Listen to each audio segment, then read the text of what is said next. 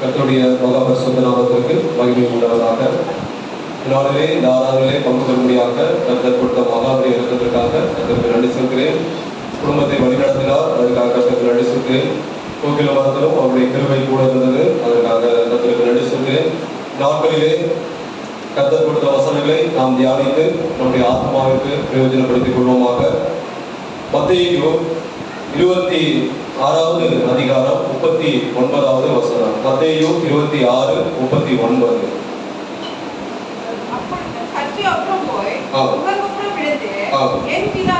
இந்த பாத்திரம் என்னை விட்டு நீங்க கூடுமானால் நீங்கும்படி செய்யும். இந்த பாத்திரம் என்னை விட்டு நீங்க கூடுமானால் நீங்கும்படி செய்யும். ஆகிலும் என் சித்தத்தின்படி அல்ல. ஆகிலும் என் சித்தத்தின்படி அல்ல. உம்முடைய சித்தத்தின்படியே ஆக கடவுது என்று. உம்முடைய சித்தத்தின்படியே ஆக கடவுது என்று ஜெபம் பண்ணினார். பாருங்க, இந்த பாத்திரம் என்னை விட்டு நீங்க கூடுமானால் நீங்கும்படி செய்யும். இந்த பாத்திரம் இயேசுவானவர் ஏற்றிருந்த பாத்திரம். அது என்ன பாத்திரம் என்றால், மனிதனாக பூமிக்கு வந்து நம்முடைய பாவங்களுக்காக சிலுவையில் அறையப்படுவது. அதுதான் அவர் ஏற்றிருந்த ஒரு பாத்திரமாக இருந்தது. உண்மையில் அவர் யார் என்றால் தேவனுடைய குமாரன். ஆனால் ஏற்றிருக்கிற பாத்திரம் மனிதன் என்ற ஒரு பாத்திரத்தை அவர் ஏற்றுக்கொண்டிருந்தார். எல்லாருக்கும் காணப்படுகிற பாடுகள், உபத்திரவங்கள் அவருக்கு காணப்பட்டது. ஆனால் தேவனுடைய குமாரனாக இருந்த போதிலும் மனிதன் என்ற ஒரு பாத்திரத்தை ஏற்றுக்கொண்டபடினால் எல்லாருக்கும் காணப்படுகிற உபத்திரவங்கள், பாடுகள் நம்முடைய கர்த்தராகிய இயேசுவுக்கும் இருந்தது. ஆனாலும் என்னுடைய சித்தத்தின்படி அல்ல, உம்முடைய சித்தத்தின்படி ஆக கடவுது. பாருங்க, இந்த நாட்கள்ல அவர் பிதாவுடைய சித்தத்திற்கு தம்மை முழுவதுமாக ஒப்பு கொடுத்தார். அவர் முழுவதுமாக தன்னை ஒப்பு கொடுத்ததினால் பாருங்க, 3ஆம் நாளில் அவர் உயிரோடு எழுந்தார். ஹல்லேலூயா! பிதாவுடைய சித்தத்திற்கு அவர் ஒப்பு கொடுக்கவில்லை என்றால் அவர் 3ஆம் நாள் உயிரோடு எழுந்திருக்க முடியாது. ஆனாலும் என்னுடைய சித்தத்தின்படி அவருக்கு தெரியும், நாம் சிலுவையில் அறையப்படுகிறோம், அநேகர் நம்மை தூஷிப்பார்கள், அநேகர் நம்மை இகழ்வார்கள், இவ்வளவு நாள் வைத்திருந்த அந்த நல்ல பெயர் வந்து கெட்டு போய்விடுமே. ஏனென்றால் எல்லாரும் வந்து சொன்னார்கள், பாருங்க, மற்றவர்களை ரட்சித்தால் தன்னை தானே ரட்சித்து அப்படியெல்லாம் தூஷிப்பார்கள் என்று அவருக்கு தெரியும். இருந்தாலும் அந்த பாத்திரம் அவர் ஏற்றுக்கொண்டார். ஏற்றுக்கொண்டு பிதாவுடைய சித்தத்திற்கு முழுவதுமாக தன்னை ஒப்பு கொடுத்தார். ஒப்பு கொடுத்தது நிமித்தமாக சிலுவையில் அறையப்பட்டு மரித்தாலும் 3ஆம் நாள் அவர் உயிரோடு எழுந்தார். ஹல்லேலூயா! பாருங்க, பிதாவுடைய சித்தத்திற்கு ஒப்பு கொடுத்ததினால் சிலுவை பாடுகள் அடைந்தாலும் அந்த தூஷணம், அந்த இகழ்ச்சி, அந்த வேதனை, அந்த கேலி பேச்சுகள், கிண்டல் இடம் கொடுத்தாலும் முடிவிலே மகிமையான காரியம் இயேசுவின் வாழ்க்கையிலே நடந்தது. மறுபடியும் மரித்தார், மறுபடியும் உயிரோடு எழுந்தார். அதுபோல நாமும் முழுவதுமாய் தேவனுடைய சித்தத்திற்கு ஒப்பு கொடுக்கும் போது மகிமையான நன்மையான காரியம் நம் வாழ்க்கையில் நடக்கும். எப்பொழுது நடக்கும் என்றால் தேவனுடைய சித்தத்திற்கு, தேவ சித்தத்திற்கு முழுவதுமாக ஒப்பு கொடுக்கும் போது நம்முடைய வாழ்க்கையிலே மகிமையான காரியம் நடைபெறும். பாருங்க, இந்த நாட்கள்ல 2 சம்பவத்தை நாம வாசிக்கலாம். ஒரே மாதிரி சம்பவம் தான், 2 காரியங்கள். அதாவது தேவ சித்தத்திற்கு ஒப்பு கொடுக்காதவர்கள், தேவ சித்தத்திற்கு ஒப்பு கொடுத்தவர்கள். 2 சம்பவங்களை நாம ஒரே மாதிரி சம்பவம் தான், 2 காரியங்களை நாம வாசிப்போம். யோனா 1வது அதிகாரம், யோனா 1வது அதிகாரம் 1-3. யோனா 1. அமித்தாயின் குமாரனாகிய யோனாவுக்கு கர்த்தருடைய வார்த்தை உண்டாகி, அவர் நீ எடுத்து மகா நகரமாகிய நினிவேக்கு போய் அதற்கு விரோதமாக பிரசங்கி, அவர்களுடைய அக்கிரமம் என் சமூகத்தில் வந்து எட்டினது என்றார். அப்பொழுது யோனா கர்த்தருடைய சமூகத்திலிருந்து விலகி தர்ஷீசுக்கு ஓடி போகும்படி எடுத்து யோப்பாவுக்கு போய் தர்ஷீசுக்கு போகிற ஒரு கப்பலை கண்டு கூலி கொடுத்து, நான் கர்த்தருடைய சமூகத்திலிருந்து விலகும்படி அவர்களோட தர்ஷீசுக்கு போக கப்பல் ஏறினார். கர்த்தர் சமுத்திரத்தின் மேல் பெருங்காற்றை வரவிட்டார். அதனால் கடலிலே போதும். பாருங்க இந்த இடத்துல பாருங்க, தேவ சித்தம் என்னன்னா நினிவே நகரத்திற்கு போய் கர்த்தருடைய வார்த்தையை பிரசங்கம் பண்ண வேண்டும். அதுதான் தேவனுடைய சித்தம். யோனாவுக்கு தேவனுடைய சித்தம் கர்த்தருடைய வார்த்தை பிரசங்கம் பண்ண வேண்டும். எங்கே என்றால் நினிவேக்கு போய் கர்த்தருடைய வார்த்தை பிரசங்கம் பண்ண வேண்டும். ஆனா இவர் தேவ சித்தத்திற்கு ஒப்பு கொடாதபடி தன்னுடைய சுய சித்தத்தை நிறைவேற்றினார். பாருங்க, சுய சித்தம் என்ன? யோனா கப்பல் ஏறி எங்க போகிறார்? தர்ஷீசுக்கு ஓடி போகிறார். தர்ஷீசுக்கு போகல, தர்ஷீசுக்கு ஓடி போனான். கர்த்தருடைய சமூகத்தினின்று விலகி என்றால் கர்த்தருடைய பாதையை விட்டு விலகி வெகு தூரம் போகுது. கர்த்தருடைய சமூகம், கர்த்தரோடு கர்த்தர் நம்ம செல்கிற இடமேக்கோ கர்த்தருடைய சமூகம், கர்த்தர் கூடவே வருவார். ஆனா கர்த்தருடைய சமூகத்திற்கு விட்டு விலகி நீ என் கூட வராத, நான் என் பாதையை நான் தெரிந்து கொண்டிருக்கிறேன், நீ வரவே வராத அப்படி என்று கர்த்தருடைய பாதையை விட்டு விலகி வெகு தூரம் போகிறது. அதுதான் கர்த்தருடைய சமூகத்தில் நின்று விலகுகிறது என்று அர்த்தம். பாருங்க, கர்த்தருடைய பாதை என்ன என்று யோனாவுக்கு தெரியும். தெரிந்தும் அதை விட்டு விலகுறான். அதுதான் தேவனுடைய சித்தத்திற்கு ஒப்பு கொடாதவர்கள். பாருங்க, தேவ சித்தத்திற்கு ஒப்பு கொடாததுனால் என்ன நடந்தது? யோனா 1ஆம் அதிகாரம் 4. கர்த்தர் சமுத்திரத்தின் மேல் பெரும் காற்றை வரப்படினார்.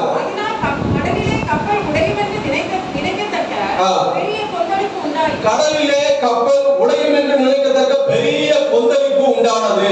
அதாவது பெரும் காற்றை கப்பல் உடையும்படியாக கடலில் கொந்தளிப்பு உண்டானது. 11 படிக்கலாம்.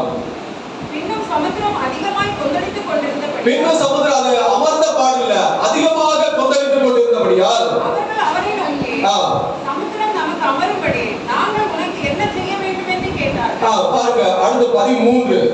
அந்த மனுஷர் கரை சேரும்படி வேகமாய் தண்டு வலித்தார்கள். ஆனாலும் சமுத்திரம் வெகு மும்முரமாய் கொந்தளித்துக் கொண்டே இருந்தபடியால் அவர்களால் கூடாமல் போயிற்று. அருமையான தேவனுடைய பிள்ளைகளே, தேவ சித்தத்திற்கு ஒப்பு கொடாததால் என்ன நடந்தது? கப்பல் உடையும்படியாக கடலில் கொந்தளிப்பு உண்டானது. கடலில் சீற்றம் கொந்தளிப்பு அதிகமாகிக் கொண்டே இருந்தது. அது நின்ற பாடில்ல.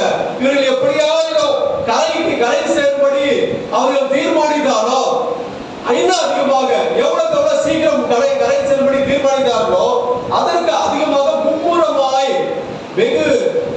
அதிகமாக கப்பல் கொந்தளிக்க ஆரம்பித்து விட்டது. அது நின்ற பாடில்லை. அருமையான தேவனுடைய பிள்ளைகளே, கடலில் கொந்தளிப்பு ஏன் அதிகமானது? அதிகமாகிக் கொண்டே இருந்தது. அதாவது நின்ற பாடில்லை. அங்க ஏன் அதிகமானதுன்னா, எல்லாருக்கும் தெரியும், யோனா அந்த கப்பலில் இருந்தார். யோனா 1:12. நீங்கள் என்னை எடுத்து சமுத்திரத்திலே போட்டு விடுங்கள், அப்பொழுது சமுத்திரம் உங்களுக்கு அமர்ந்திருக்கும். என் நிமித்தம் இந்த பெரிய கொந்தளிப்பு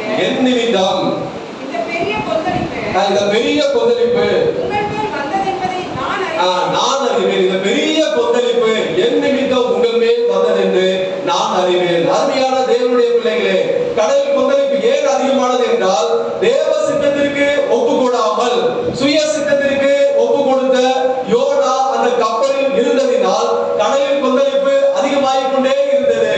அவர் பாருங்க, எதனால வந்தார்? என் நிமித்தம் அந்த கடலில் கொந்தளிப்பு அதிகமாகிக் கொண்டே இருக்கிறது. அதனால என்ன பண்ணுங்க, என்ன தூக்கி கடலில் போட்டு விடுங்க. பாருங்க, யோனாவின் நிமித்தம் அவர்களுடைய அந்த கப்பலில் இருந்தவர்களுடைய உயிருக்கு ஆபத்தாக முடிந்தது. பாருங்க, ஆபத்து உண்டானது. யோனாவின் நிமித்தம் அந்த கப்பல் உடைந்திருந்தா அது எல்லாரும் இறந்திருப்பார்கள். அப்ப தேவ சித்தத்திற்கு ஒப்பு கொடாததினால் அந்த ஒப்பு கொடாத யோனாவின் நிமித்தம் அவனை சுற்றி இருந்த எல்லாருக்கும் ஆபத்து உண்டானது. அவர்களுக்கு உயிர் சேதம் வரும்படியாக ஒரு காரியம் நடந்தது. அருமையான தேவனுடைய பிள்ளைகளே, அது எப்பொழுது நின்றது என்று பாருங்க. யோனா 1:15. யோனாவை எடுத்து சமுத்திரத்திலே போட்டு விட்டார்கள். சமுத்திரம் தன் மும்முரத்தை விட்டு அமர்ந்தது. எப்போ நின்றது? தேவனுடைய சித்தத்திற்கு ஒப்புக்கொடாத அந்த யோனாவை தூக்கி கடலிலே போட்ட உடனே அந்த சமுத்திரம், அந்த மும்முரம் எல்லாம் நின்று விட்டது. அந்த கடலில் கொந்தளிப்பு நின்று விட்டது. கப்பல் உடையாதபடிக்கு ஒரு காரியம் நடந்தது. அருமையான தேவனுடைய பிள்ளைகளே, ஆனா இந்த யோனா ஒரு நல்ல ஒரு தேவ மனிதன் தான். பாருங்க, நம்மளால என்ன பண்ணிருப்போம்? நான் செத்தாலும், அதாவது நீங்க செத்தாலும் பரவாயில்ல, நான் உயிரோட இருக்கலாம், நான் எப்படியாவது கரை சேரணும் அப்படி என்று நினைத்திருப்போம். ஆனா இவர் அப்படி இல்லை. என்னை தூக்கி நீங்க சமுத்திரத்துல போட்டு விடுங்க. அதுதான் ஒரு தேவ மனிதன். அதாவது என்னாலதான் அந்த பிரச்சனை வந்தது, என்னாலதான் உங்களுக்கு உயிர் சேதம் நேரிட போகிறது, என்னாலதான் அந்த கப்பல் உடைய போகிறது, அதனால என்ன தூக்கி நீங்க சமுத்திரத்துல போட்டு விடுங்க அப்படி என்ற ஒரு நல்ல காரியம் அவன் செய்தான். அருமையான தேவனுடைய பிள்ளைகளே, அந்த அதாவது தேவ சித்தத்திற்கு ஒப்பு கொடாத நிமித்தம் சுய சித்தத்திற்கு ஒப்பு கொடுத்ததினால் கப்பல் உடையும்படியாக அவருடைய யாத்திரை, அவருடைய பாதை அதாவது வெகு சிரமமாக முடிந்தது. அவனுக்கு மாத்திரமல்ல, அவனை சுற்றி இருந்த அவனோடு கூட இருந்த ஜனங்களுக்கும் அது கடினமான ஒரு யாத்திரையாக இருந்தது. அருமையான தேவனுடைய பிள்ளைகளே, இப்ப இரண்டாவது பாருங்க, இதே சம்பவம் தான். ஆனா அவர் தேவனுடைய சித்தத்திற்கு ஒப்பு கொடுத்தார். அப்போஸ்தலர் 23:11 இதே சம்பவம் தான், இதே ஒரு காரியம் தான். அப்போஸ்தலர் 23:11 அன்று ராத்திரியிலே கர்த்தர் பவுலின் அருகே நின்று, பவுலே திடன்கொள், நீ என்னை குறித்து எருசலேமிலே சாட்சி கொடுத்தது போல ரோமாவிலும் சாட்சி கொடுக்க வேண்டும் என்றார். இது யாருடைய சித்தம் என்றால் இது தேவனுடைய சித்தம். நீ என்னை குறித்து எருசலேமிலே சாட்சி கொடுத்தது போல ரோமாவிலும் சாட்சி கொடுக்க வேண்டும். ரோமா எங்க இருக்குன்னா இத்தாலி பட்டணத்துல இருக்கு. அப்ப நீ அங்கே கடந்து சென்று நீ அங்கேயே என்னை குறித்து சாட்சி கொடுக்க வேண்டும். இவர் உடனே தேவ சத்தத்துக்கு, அதாவது தேவ சித்தத்திற்கு முழுவதுமாக தன்னை ஒப்பு கொடுத்தார். தேவ சித்தம் என்றால் ரோமாபுரிக்கு போய் இயேசுவை குறித்து சாட்சி கொடுக்க வேண்டும், அங்கே இயேசுவை குறித்து போதிக்க வேண்டும். எப்படி போனார் பாருங்க, அவர் உள்ள நல்ல சொகுசா போல, அவரு இவருக்கு யோனா போன மாதிரி நல்ல சொகுசு கப்பல்ல போல. ஆனா இவருடைய பிரயாணம் எப்படி இருந்தது பாருங்க, சிறைச்சாலை கைதியாக போகிறார், ஒரு கட்டுண்டவனாக கப்பலில் பயணம் செய்தார். 27:1 அப்போஸ்தலர் 27:1 நாங்கள் இத்தாலி தேசத்திற்கு கப்பலேறி போகும்படி தீர்மானிக்கப்பட்ட போது பவுலையும் காவலில் வைக்கப்பட்டிருந்த வேறு சிலரையும் பாருங்க, பவுலையும் காவலில், இவர் ஒரு சிறைச்சாலை கைதியாக இந்த பிரயாணம் அவனுக்கு அமைகிறது. அதாவது இயேசுவானவர் சொல்லிவிட்டார், நீ எருசலேமிலே சாட்சி கொடுத்தது போல ரோமாபுரியிலும் சாட்சி கொடுக்க வேண்டும் என்று. ஆனால் இவருடைய யாத்திரை சொகுசாக அமையல, ஒரு சிறைச்சாலை கைதியாக கடந்து செல்கிறார். இயேசுவை குறித்து சாட்சி கொடுக்க வேண்டும் என்று, போதிக்க வேண்டும் என்று சிறைச்சாலை கைதி கட்டுண்டவனாக கப்பலிலே பயணம் செய்கிறார். தேவ சித்தத்திற்கு ஒப்பு கொடுத்ததனால் என்ன நடந்தது பாருங்க, எவ்வளவு பிரச்சனைகள் வந்தது. ஆனால் இந்த பவுல் தேவ சித்தத்திற்கு ஒப்பு கொடுத்ததனால் என்ன நடந்தது? அப்போஸ்தலர் 27:10 இந்த யாத்திரையினாலே சரக்குக்கு கப்பலுக்கு மாத்திரமல்ல நம்முடைய ஜீவனுக்கும் வருத்தமும் மிகுந்த சேதமும் உண்டாகும் என்று காண்கிறேன் என்று சொல்லி அவர்களை எச்சரித்தார். பாருங்க, தேவ சித்தத்திற்கு ஒப்பு கொடுத்ததினால் என்ன நடக்க போகிறது, இந்த பிரயாணம், இந்த பாதை எப்படி இருக்க போகிறது என்று தேவ வெளிப்பாடு உண்டானது. அருமையான தேவனுடைய பிள்ளைகளே, வரப்போகிற பிரச்சனைகளில் இருந்து தப்பித்துக் கொள்ளும்படியாக தேவ வெளிப்பாடு யாருக்கு உண்டானது என்றால் தேவ சித்தத்திற்கு ஒப்பு கொடுத்த பவுலுக்கு உண்டானது. ஆனால் அந்த தேவ சித்தத்திற்கு ஒப்பு கொடாத யோனாவுக்கு அந்த வெளிப்பாடு உண்டாகல. மாறாக அவனை தூக்கி கடலிலே போட்டு விட்டார்கள். ஆனால் இங்கே பவுலுக்கு ஒரு வெளிப்பாடு உண்டாகிறது. அப்போஸ்தலர் 27:14-15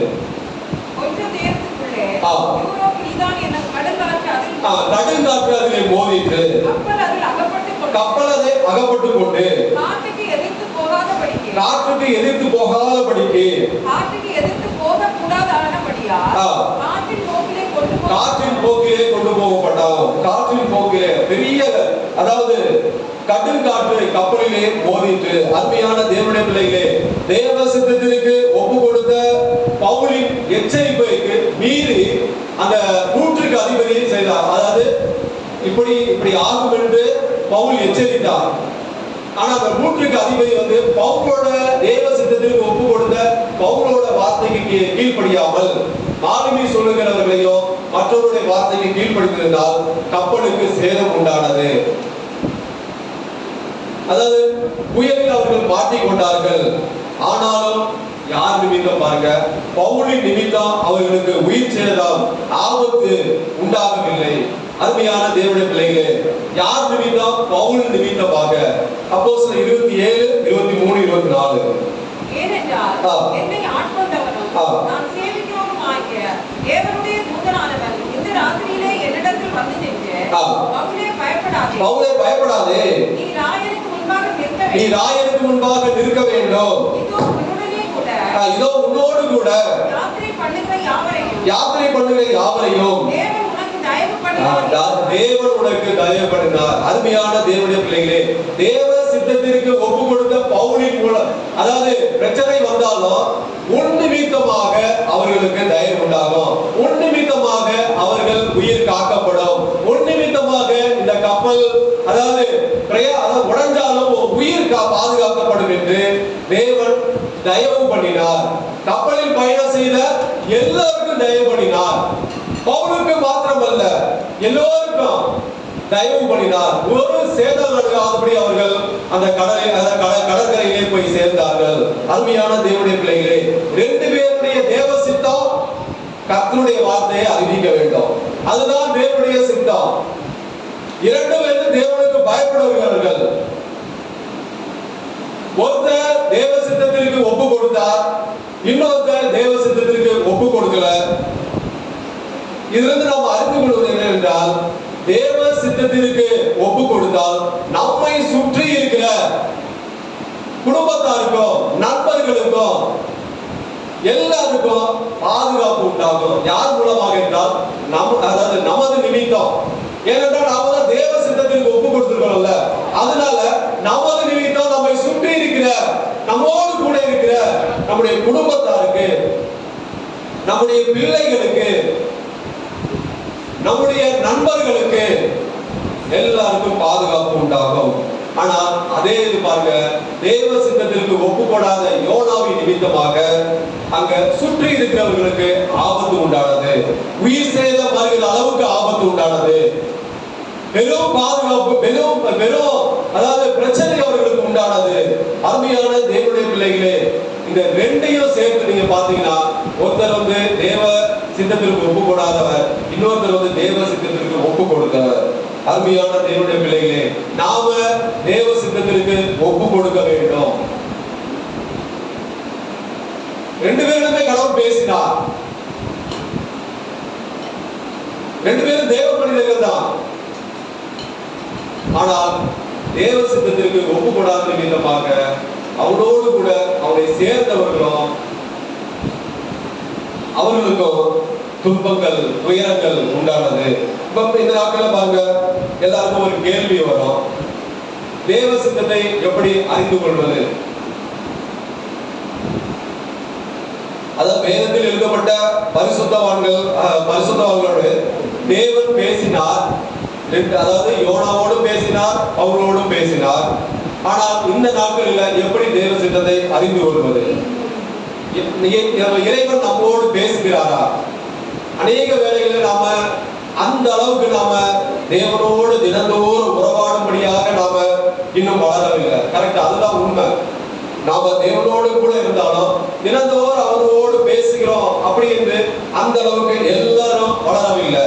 அப்ப தேவனுடைய சித்தத்தை எப்படி அறிந்து கொள்வது? இது எல்லாருக்கும் இருக்கிற கேள்வி. நன்றாக விளங்கிக் கொள்ளுங்க. பழைய ஏற்பாடு, புதிய ஏற்பாடு பரிசுத்தவான்கள் எல்லாருமே கர்த்தர் அவர்களோடு பேசி இப்படி செய் என்று அவர்களோடு பேசினார். அதுபோல அவர்களுடைய தேவனுடைய சித்தத்திற்கு ஒப்பு கொடுத்தார்கள். ஆனால் இந்த நாட்களில் நம்மோடு தினந்தோறும் நம்மோடு இறைவன் பேசுகிறாரா? அநேகர் அப்படி நாம நம்மகிட்ட தினந்தோறும் இறைவன் பேசுறது இல்லை. ஆனா எப்படி தேவ சித்தத்தை அறிந்து கொள்வது, அதை குறித்து நாம சற்று தியானிக்கலாம். தேவனுடைய சித்தத்தை எப்படி அறிந்து கொள்வது? ரோமர் 12:12 ரோமர் 12:12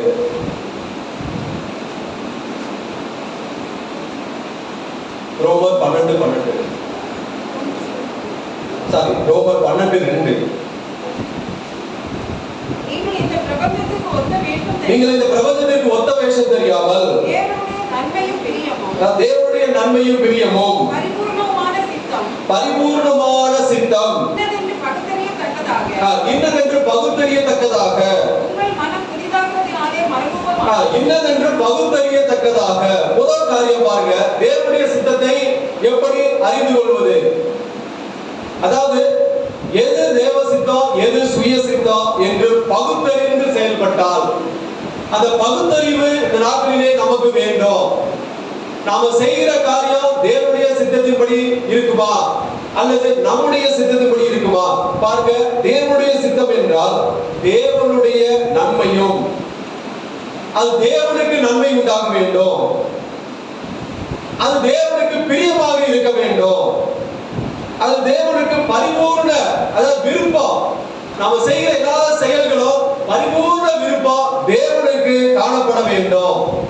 அதுதான் தேவனுடைய சித்தம். நாம செய்கிற காரியம் நமக்கு நன்மை உண்டாக கூடாது, நாம செய்கிற காரியம் நாம அதுல பிரியப்படக்கூடாது, நாம செய்கிற காரியம் அதாவது நம்முடைய விருப்பம் அதிலே நிறைவேறக்கூடாது.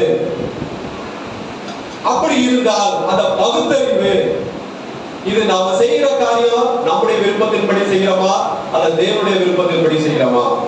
நாம செய்கிற காரியம் நமக்கு நன்மை உண்டாகிறதா அல்லது தேவனுக்கு நன்மை உண்டாகிறதா? நாம செய்கிற காரியம் நமக்கு பரிபூர்ண ஆசீர்வாதம் அதாவது விருப்பம் உண்டாகி இருக்கிறதா அல்லது தேவனுக்கு பரிபூர்ண விருப்பம் இருக்கிறதா? அப்படி என்று யார் ஒருவர் பகுத்தறிகிறார்களோ அது அவர்கள் தான் தேவனுடைய சித்தத்தை அறிந்து கொள்ள முடியும். ஹalleluya! அருமையான தேவன், இந்த நாட்களில் நமக்கு பகுத்தறியத்தக்க அறிவு வேண்டும். எது சுய சித்தம் எது தேவ சித்தம் அப்படி என்று பகுத்தறிய வேண்டும். பகுத்தறியும் போதே நாம தேவ சித்தத்தை அறிந்து கொள்ளலாம். இரண்டாவது காரியம் பாருங்க, ஆதியாகமம் 19:17 ஆதியாகமம் 19:17 அவர்களை வெளியே கொண்டு போய் விட்ட பின்பு அவர் உன் ஜீவனை தப்ப ஓடிப்போ, பின்னிட்டு பாராதே, இந்த சமபூமியில் எங்கும் இல்லாதே, நீ அழியாதபடிக்கு மலைக்கு ஓடிப்போ, நீ அழியாதபடிக்கு மலைக்கு ஓடிப்போ. இதுதான் தேவனுடைய சித்தம். இரண்டாவது, முதலாவது தேவனுடைய வெளிப்படுகிற தேவ வார்த்தை, தேவனுடைய வாயிலிருந்து வெளிப்படுகிற தேவ வார்த்தை முதலாவது, அதுதான் தேவனுடைய சித்தம். அதற்கு நாம முழுவதுமாக கீழ்ப்படிய வேண்டும். நம்முடைய பலவீனங்கள் நிமித்தமாக தேவனுடைய தேவன் வெளிப்படுத்துகிற வார்த்தைக்கு கீழ்ப்படியவில்லை என்றால் தேவ சித்தம் நம்முடைய வாழ்க்கையில நிறைவேறாது. அதாவது தேவன் நன்றாக விளங்கிக் கொள்ளுங்கள், தேவன் வெளிப்படுத்துகிற தேவன் ஒரு காரியத்தை செய்ய என்று சொன்னால் அதுதான் தேவ சித்தம். அதற்கு மாறாக அப்படி அல்ல ஆண்டவரே அப்படி என்று நாம விளக்கம் கொடுத்தா அது நம்முடைய சித்தம். முதலாவது வெளிப்படுகிற தேவ வார்த்தை, அதற்கு கீழ்ப்படிவது. யார் கீழ்ப்படுகிறார்களோ தேவ சித்தத்தை அவர்கள் அறிந்து கொள்ள முடியும். என்னாகமம் 22:12 இன்னொரு சம்பவத்தை பாருங்க. என்னாகமம் 22:12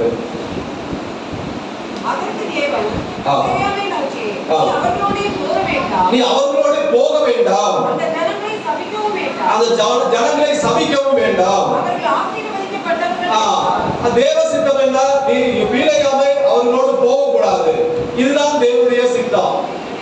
ஆனா மறுபடியும் போய் கேட்கிறார், முதல் தடவை அந்த தேவனுடைய வார்த்தை வெளிப்படுகிறது, அதுதான் தேவனுடைய சித்தம். அந்த வார்த்தைக்கு மாறாக நம்முடைய சித்தத்தை நாம வெளிப்படுத்துவோம் என்றால் அது நமக்கு நன்மை உண்டாகும், நமக்கு பிரியமாக இருக்கும், நமக்கு நம்முடைய விருப்ப நாட்கள்ல பின்னாடி அதனுடைய துன்பங்கள், துயரங்கள், அது நிமித்தமாக பாடுகள் நாம தான் ஏற்றுக்கொள்ள வேண்டும். தேவ சித்தத்தின்படி நாம நடந்தால் வரப்போகிற பிரச்சனைகள் எல்லாவற்றிலிருந்து நம்மை பாதுகாப்பார், நம்மை சுற்றி இருக்கிறவர்களை பாதுகாப்பார். முதலாவது வெளிப்படுகிற வார்த்தை, அருமையான தேவனுடைய பிள்ளைகளே, தேவ வார்த்தை அங்கு போ என்றால் போக வேண்டும், போகக்கூடாது என்று சொன்னால் போகக்கூடாது. லோத்தை மலைக்கு போய் என்று சொன்னார், அவன் போகல. பீலையாமை அங்க போகக்கூடாது என்றால் என்று சொன்னார், அவன் போனான். அப்ப ரெண்டு பேரும் ஒருத்தர் கீழ்படியல, அதாவது ரெண்டு பேருமே கீழ்படியல. ஆனால் பாருங்க, பின்னாடி பெரிய ஒரு ஆபத்து அவர்களுக்கு நேரிட்டது. அருமையான தேவனுடைய பிள்ளைகளே, கர்த்தர் எங்கே போக சொல்லுகிறார் என்றால் அங்கே போக வேண்டும். போகக்கூடாது என்று சொன்னால் நாம போகக்கூடாது. முதலாவது வெளிப்படுகிற ஒரு வார்த்தை, அது அந்த வார்த்தைக்கு நாம கீழ்ப்படியும் போது அதுதான் தேவனுடைய, அவர்கள் தான் தேவனுடைய சித்தத்தை அறிந்து கொள்ள முடியும். நாம கீழ்ப்படியாதபடிக்கு அப்படி அல்ல ஆண்டவரே, நான் அங்க போற ஆண்டவரே அப்படி என்று சொன்னால் அது தேவனுடைய சித்தம் அல்ல. அது நமக்கு நன்மை இருக்கும், நமக்கு பிரியம் இருக்கும், நமக்கு விருப்பம் இருக்கும். ஆனால் தேவனுக்கு விருப்பமா என்று நமக்கு தெரியாது. ஆனால் அந்த பகுத்தறிவு நமக்கு வேண்டும். மூன்றாவது காரியம் பாருங்க, பிலிப்பியர் 2:13. பிலிப்பியர் 2:13. பிலிப்பியர் 2:13. ஏனெனில் தேவனே தம்முடைய தயவுள்ள சித்தத்தின்படி விருப்பத்தையும் செய்கையையும் உங்களில் உண்டாக்குகிறவராய் இருக்கிறார். ஏனெனில் தேவனே தம்முடைய தயவுள்ள சித்தத்தின்படி விருப்பத்தையும் செய்கையையும் உங்களில் உண்டாக்குவராய் இருக்கிறார். மூன்றாவது காரியம், தேவனுடைய விருப்பத்தையும் செயலையும் செய்ய நாம அனுமதிக்கும் போது, தேவனுடைய விருப்பத்தையும் தேவனுடைய செயலையும் செய்ய, அதாவது நமக்குள்ள தேவன் செய்ய வேண்டும், அவருடைய விருப்பத்தை செய்ய வேண்டும், அவருடைய செயலை செய்ய வேண்டும். அதற்கு நாம அனுமதிக்கும் போது தேவனுடைய சித்தத்தை அறிந்து கொள்ள முடியும். பாருங்க, தேவனுடைய விருப்பம் என்ன?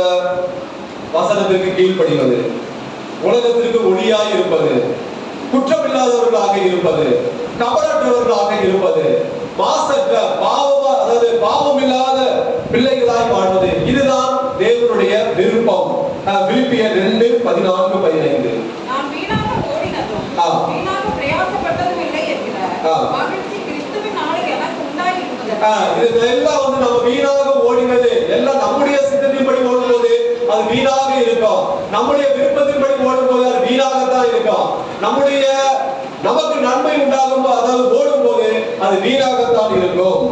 படிக்கலாம். ஜீவவசனத்தை பிடித்துக் கொண்டு உலகத்திலே சுடர்களைப் போல பிரகாசிக்கிற, ஜீவவசனத்தை பிடித்துக் கொள்கிறது கொண்டு உலகத்திலே சுடர்களைப் போல பிரகாசிக்கிற நீங்கள் கோணலும் மாறுபாடுமான சந்ததியின் நடுவிலே குற்றமற்றவர்களும் கபடற்றவர்களும் தேவனுடைய மாசற்ற பிள்ளைகளுமாய் இருக்கும்படி, மாசற்ற பிள்ளைகளுமாய் இருக்கும்படி. இதுதான் தேவனுடைய விருப்பம். வசனத்திற்கு கீழ்ப்படிவது, ஜீவ வசனத்திலே பிடித்துக் கொள்வது, வசனத்தை நாம பிடித்துக் கொள்வது. அடுத்ததாக உலகத்திற்கு ஒளியாக இருப்பது. நாம உலகத்திற்கு அநேக நாட்கள் நாம ஒளியாக இருக்க வேண்டும் என்று விருப்பப்படுகிறோம். ஆனால் அநேக நம்முடைய உலகத்தினுடைய பாவங்கள் நம்மை போட்டு சூழ்ந்து கொண்டு என்ன என்றால் அதை இருளடைந்த ஒரு வாழ்க்கை, அந்த மாதிரி ஒரு நிலைக்கு நாம தள்ளப்படுகிறோம். எப்பொழுது என்றால் தேவனுடைய சித்தத்திற்கு ஒப்பு கொடுக்காதவர்களுக்கு இப்படி நடக்கும். அடுத்தது பாருங்க, குற்றமில்லாதவர்களாக இருப்பது, கபடற்றவர்கள், மாசற்றவர்களாக வாழ்வது. இதுதான் தேவனுடைய விருப்பம். அப்ப தேவனுடைய விருப்பத்தையும் செயலையும் செய்ய நாம அனுமதிக்கும் போது தேவனுடைய சித்தத்தை நாம் அறிந்து கொள்ள முடியும். தேவனுடைய செயல் அது எப்படி இருக்கும் பாருங்க, 14.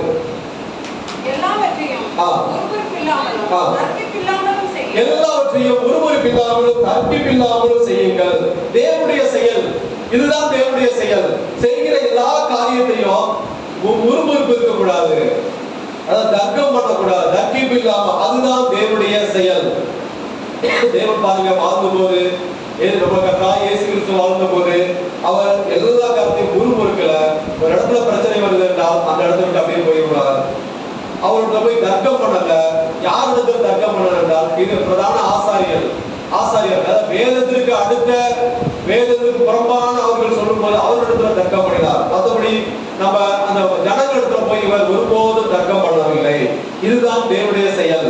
அப்ப நாம எல்லா காரியத்தையும் முறுமுறுப்பு இல்லாமல் செய்ய இருக்க வேண்டும். எந்த காரியத்தை தர்க்கம் பண்ணக்கூடாது. அப்படி நாம தர்க்கம் பண்ணா அது தேவனுடைய சித்தம் இல்லை என்று அர்த்தம்.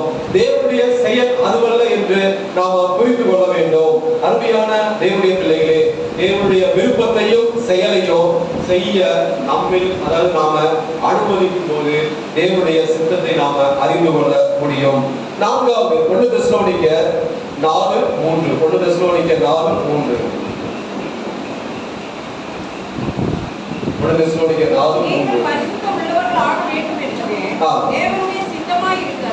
தேவனுடைய சித்தமாய் இருக்கிறது. பரிசுத்தமாய் வாழும் போது தேவனுடைய சித்தத்தை நாம அறிந்து கொள்ள முடியும். பாருங்க, பரிசுத்தம் உள்ளவர்களாக வேண்டும் என்பதே தேவனுடைய சித்தமாய் இருக்கிறது.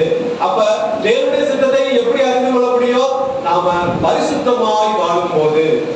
எதற்காக நம்மை பரிசுத்தத்திற்காக அழைத்தார். அசுத்தமான கிரியைகளை செய்வதற்காக நம்மை அழைக்கவில்லை. இதை நாம விளங்கிக் கொள்ள வேண்டும். அதாவது நம்ம எதற்காக அழைத்தார்? பரிசுத்தத்திற்கே அழைத்தார்.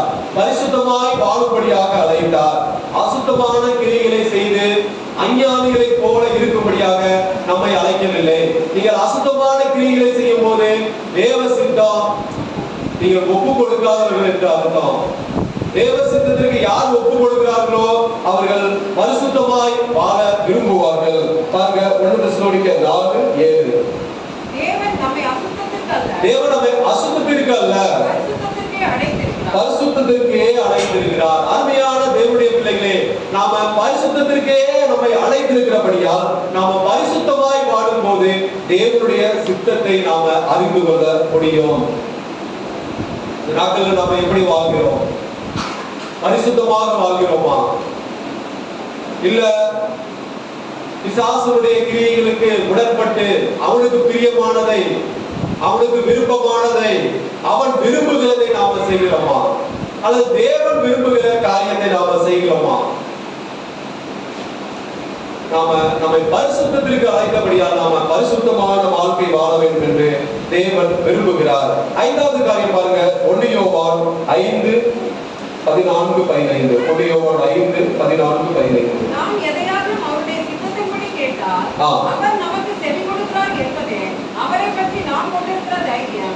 நாம் எதை கேட்டாலும் அவர் நமக்கு செவி கொடுக்கிறார் என்று நாம் அறிந்திருந்தோமானால் அவரிடத்தில் நாம் கேட்டவைகளை பெற்றுக்கொண்டோம் என்று அறிந்திருக்கிறோம். நாம் எதையாவது அவருடைய சித்தத்தின்படி கேட்டால் அவர் நமக்கு செவி கொடுக்கிறார் என்பதே அவரை பற்றி நாம் கொண்டிருக்கிற தைரியம். நாம் எதை கேட்டாலும் அவர் நமக்கு செவி கொடுக்கிறார் என்று நாம் அறிந்திருந்தோமானால் அவரிடத்தில் நாம் கேட்டவைகளை பெற்றுக்கொண்டோம் என்று அறிந்திருக்கிறோம். 5வது காரியம் பாருங்க, தேவனிடத்தில் கேட்பதை பெற்றுக்கொண்டால், நாம் ஒரு காரியத்தை தேவனிடத்தில் கேட்கிறோம், அதை நாம பெற்றுக்கொண்டால் அது தேவனுடைய சித்தத்தை அதாவது அவர்கள் தான் அறிந்து கொள்ள முடியும். தேவனுடைய சித்தத்தை எப்படி அறிந்து கொள்வது? தேவனிடத்தில் கேட்கும் போது அதை பெற்றுக்கொண்டால் தேவ சித்தத்தின்படி கேட்க வேண்டும். நம்ம எல்லா காரியத்தையும் தேவ சித்தத்தின்படி கேட்க வேண்டும். அநேக காரியங்களை நாம கேட்கிறோம். சில காரியம் நடைபெறும், சில காரியம் அநேக நாட்கள் ஆகும். ஒரு சில காரியம் நம்ம பெற்றுக்கொண்டால் அதாவது பெற்றுக்கொள்ள முடியாமலே போய்விடும். நாம் தேவ சித்தத்தின்படி கேட்டு அதை பெற்றுக்கொள்ளும் போது அதுதான் தேவனுடைய சித்தத்தின்படி அதுதான் அறிந்து கொள்ள முடியும். இதுதான் தேவனுடைய சித்தம் என்று அறிந்து கொள்ள முடியும். பெற்றுக்கொள்கிற எல்லா காரியமும் அதாவது தேவ சித்தத்தின்படி கிடைத்ததா என்றால் அதுவும் இல்லை. பாருங்க, நம்ம பெற்றுக்கொள்கிற எல்லா காரியமும் தேவ சித்தத்தின்படி கிடைத்ததா? அதுவும் கிடையாது. சில வேளை நாம தேவனை தொந்தரவு பண்றதுனால் அந்த மனுஷன் தொந்தரவு பண்ணுகிறான் அப்படி என்று அதாவது கொடுத்து விடுவார். ஆனால் அது தேவ சித்தமா இல்லை. நாம இறைவனிடத்துல தொந்தரவு பண்ணுகிறோம். அதாவது நாம கேட்கும் தேவனுக்கு நாம் எதையாகிலும் அவருடைய சித்தத்தின்படி கேட்க வேண்டும். ஆண்டவரே, இந்த காரியத்தை கேட்கிறார், உமக்கு சித்தமானால் எனக்கு வாய்க்க பண்ணும் அப்படி இருந்து உமக்கு நாம எப்படி கேட்கிறோம்? உமக்கு அதாவது ஆண்டவரே உமக்கு சித்தம் இல்லாலும் பரவாயில்ல, எனக்கு நீ தாரோம், நீ தந்தன நான் ரொம்ப ஆசீர்வாதமாக இருப்பேன் அப்படி என்று நாம கேட்கும் போது இறைவன் கொடுத்து விடுவார். ஆனால் அதற்குரிய பலனை நாம தான் அனுபவிக்க வேண்டும். இறைவனுடைய தேவனுடைய சித்தத்தின்படி கொடுத்தால் அதனுடைய பலன் நன்மையாக முடியும். தேவனுடைய சித்தத்தின்படி கொடுக்கவில்லை, நாமே தொந்தரவு பண்ணி வாங்கி கொண்டால் அதன் பலன் நமக்கு துன்பமாக முடியும். அதாவது இக்கட்டுகள், பிரச்சனைகள் வந்து நேரிடும். அது நீங்க பெற்றுக்கொண்டது நிமித்தமாக அருமையான தேவனுடைய பிள்ளைகளே, தேவ சித்தத்தை எப்படி அறிந்து கொள்வது? எது சுய சித்தம், எது தேவ சித்தம் என்று பகுத்தறிய வேண்டும். பகுத்தறிந்து நாம செயல்பட்டால் தேவ சித்தத்தை அறிந்து கொள்ள முடியும். முதலாவது வெளிப்படுகிற வார்த்தை, அந்த வார்த்தைக்கு நாம கீழ்ப்படிய வேண்டும். தேவனுடைய விருப்பத்தையும் செயலையும் நம்மில் அதாவது தேவன் செய்ய நாம அனுமதிக்க வேண்டும். அப்படி அனுமதிக்கும் போது தேவனுடைய சித்தத்தை அறிந்து கொள்ள முடியும். பரிசுத்தமாய் வாழும் போது தேவனுடைய சித்தத்தை அறிந்து கொள்ள முடியும். தேவனிடத்தில் கேட்பதை பெற்றுக்கொண்டால், தேவனுடைய சித்தத்தின்படி கேட்கும் போது பெற்றுக்கொண்டால் தேவனுடைய சித்தத்தை அறிந்து கொள்ள முடியும். பாருங்க, இந்த நாட்கள்ல அநேக காரியங்களை நாம கேட்கிறோம். தேவ சித்தம் அதாவது நிறைவேறுகிறதுக்கு கால தாமதமானால் நாம என்ன செய்யணும்?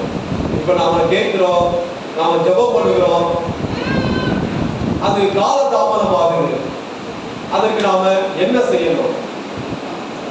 அதாவது சங்கீதம் 143:10, சங்கீதம் 143:10, சங்கீதம் 143:10. உமக்கு பிரியமானதை செய்ய எனக்கு போதித்தருளோ, நீரே என் தேவன், உம்முடைய நல்ல ஆவியை என்னை செம்மையான வழியிலே நடத்துவீராக. நாம கேட்கிறோம், தேவ சித்தம் நிறைவேறுவதற்கு கால தாமதமானால் நாம என்ன செய்ய வேண்டும்? ஆண்டவரே, உமக்கு பிரியமானதை செய்ய எனக்கு போதித்தருளோம். நான் அதுவரை உமக்கு பிரியமானதை செய்ய வேண்டும். அந்த தேவ சித்தம் நிறைவேறுகிற வரை, அந்த கால தாமதம் ஆகிற வரை உமக்கு பிரியமானதை நான் செய்ய வேண்டும். அது கால தாமதம் ஆகும் வரை நாம என்ன பண்ணுகிறோம் என்றால், கர்த்தருக்கு பிரியமில்லாத காரியங்களை நாம செய்கிறபடியால் தேவ சித்தம் நம்முடைய வாழ்க்கையில் நிறைவேறாமலே போய்விடுகிறது. நாம உமக்கு பிரியமானதை செய்ய எனக்கு போதித்த ஒப்பு கொடுத்து விட வேண்டும். அந்த தேவ சித்தம் நிறைவேறும் வரை கர்த்தருக்கு பிரியமானதை செய்ய வேண்டும்.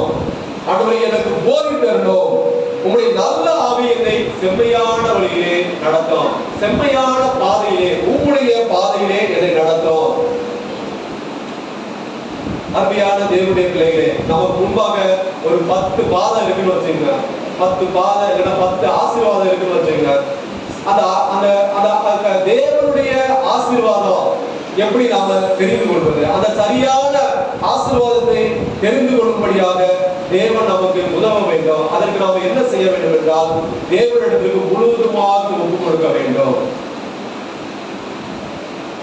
ஆகவே இத்தனை ஆசீர்வாதம் இருக்கு, நான் எந்த ஆசீர்வாதத்துல எனக்கு நீ தந்தீர் என்றால் அது எனக்கு, அதாவது என்னுடைய கடைசி பின் நாட்கள்ல எனக்கு அந்த காரியம் ஆசீர்வாதமாக முடியும் என்று நாம தேவ சித்தத்திற்கு தேவனுக்கு ஒப்பு கொடுக்கும் போது கர்த்தர் கண்டிப்பாக நமக்கு வெளிப்படுத்துவார். அதுவரை நாம் என்ன சொல்லி ஜெபம் பண்ண வேண்டும் என்றால், ஆண்டவரே, உமக்கு பிரியமானதை செய்ய எனக்கு போதித்தரணும். அந்த நாள் வரை, தேவ சித்தம் நிறைவேறும் நாள் வரை உமக்கு பிரியமானதை செய்ய, உம்முடைய பாதைகளை விட்டு வழிவிலகாதபடிக்கு, அது நிறைவேறவில்லை என்று உமக்கு பிரியமில்லாத காரியத்தை நாம் செய்யக்கூடாது. ஆண்டவரே, செம்மையான நல்ல வழியிலே, இந்த வழியில போனா எனக்கு ஆசீர்வாதம் என்ற அந்த நல்ல வழியிலே என்னை நடத்தும் என்று தேவனுடைய சித்தத்திற்கு நாம் ஒப்பு கொடுக்கும் போது கர்த்தர் காலதாமதமானாலும் ஒரு நாளிலே நிறைவேற்றுவார். அருமையான தேவனுடைய பிள்ளைகளே, இயேசுவானவர் எப்படி என்னுடைய சித்தத்தின்படி அல்ல, உம்முடைய சித்தத்தின்படி ஆக கடவுள் என்று பிதாவுடைய சித்தத்திற்கு ஒப்பு கொடுத்தது போல நாமும் இந்த நாட்களில் தேவனுடைய சித்தத்திற்கு ஒப்பு கொடுப்போமாக. தேவனுடைய சித்தம், அதாவது தேவனுடைய சித்தத்திற்கு நாம ஒப்பு கொடுத்தால் நமக்கு நன்மை உண்டாகும், நம்மை சுற்றி இருக்கிறவர்களுக்கு நன்மை உண்டாகும். அப்படி நாம தேவ சித்தத்திற்கு ஒப்பு கொடுக்கவில்லை என்றால் நமக்கு தீமை உண்டாகும், நம்மை சேர்ந்த குடும்பத்தாருக்கும், நம்மை சுற்றி இருக்கிற ஜனங்களுக்கும், நம்முடைய நண்பர்களுக்கும், நம்முடைய பிள்ளைகளுக்கும் அது தீமையாய் போய் முடிந்துவிடும். ஆகவே நாம தேவ சித்தத்திற்கு ஒப்பு கொடுப்போமாக. அது நமக்கு, நம்முடைய குடும்பத்திற்கு, நம்முடைய தேசத்திற்கு, நம்முடைய சுற்றி இருக்கிறவர்களுக்கு நன்மை உண்டாகும். எது தேவனுடைய சித்தம் எப்படி அறிந்து கொள்வது? இதற்காக கர்த்தர் நம்மிடத்தில் பேசுறது இல்லையே, தினந்தோறும் பேசினா நம்ம அறிந்து கொள்ளலாமே. அப்ப தேவனுடைய சித்தத்தை எப்படி அறிந்து கொள்வது? அருமையான, எது தேவ சித்தம், எது சுய சித்தத்தை பகுத்தறிய வேண்டும். முதலாவது வெளிப்படுகிற வார்த்தைக்கு நாம கீழ்ப்படிய வேண்டும். தேவனுடைய விருப்பத்தையும் செயலையும் செய்ய நாம அனுமதிக்க வேண்டும். பரிசுத்தமாய் வாழும் போது தேவனிடத்தில் கேட்பதை பெற்றுக்கொண்டால், அவருடைய சித்தத்தின்படி கேட்கும்போது பெற்றுக்கொண்டால் அது தேவனுடைய சித்தமாய் இருக்கிறது. அந்த தேவ சித்தம் நிறைவேறுவதற்கு காலதாமதமானால், ஆண்டவரே உமக்கு பிரியமானது செய்ய எனக்கு போதி தரணும், செம்மையான வழியிலே என்னை நடத்தும், அது அந்த ஆசீர்வாதம் வருகிற வரைக்கும் நான் உமக்கு பிரியமானது செய்ய வேண்டும். வரவில்லையே என்று உமக்கு பிரியமில்லாத காரியத்தை செய்து அந்த ஆசீர்வாதத்தை நாம இழந்து போகாதபடிக்கு தேவனே உமக்கு பிரியமானதை செய்ய எனக்கு போதித்தருளும் என்று நாம ஒப்பு கொடுப்போமாக. தேவ சித்தத்திற்கு ஒப்பு கொடுப்போமாக. தெய்வ சித்தத்திற்கு ஒப்பு கொடுக்கும் போது நம்மை இறைவன் ஆசீர்வதிப்பார். பிரச்சனைகள், போராட்டங்கள் வந்தாலும் கர்த்தர் ஆசீர்வாதத்தை தருவார். கர்த்தர் இந்த வார்த்தைகளை ஆசீர்வதிப்பாராக. ஆமென். ஒரு பாடலை பாடலாம்.